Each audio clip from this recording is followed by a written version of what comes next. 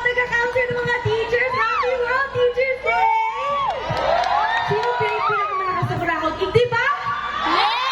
Sa kabila! Sa kabila! Happy World Teachers Day po. Napakaswerte ko pong nandito po ako. Kasama ninyo, masaya po ba kayong lahat?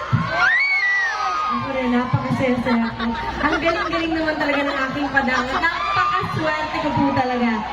Alam nyo, parang, grabe naman, kiss naman agad. Ano naman to? Naging teacher ko rin to. Teacher ko sa pagiging napaka-patient, sa disiplina, sa sobrang kasipagan, at sa pagmamahal. At sa inyo lang po ako papayag maging pangalawa. Dahil, Camarines Sur pa rin po ang #1 sa puso niyo. Napakasipag po talaga nito, napakaswerte ko po. At dahil nakikita ko po, siguro kayo, nakikita niyo lang po si Gov. Luigi na nandito kapag nagsasalita po. Tapos na po yung mga proyektong ginawa niya. Tapos na po yung sobrang daming meetings para po sa tabang. Ay, ang pinapapalisa naman.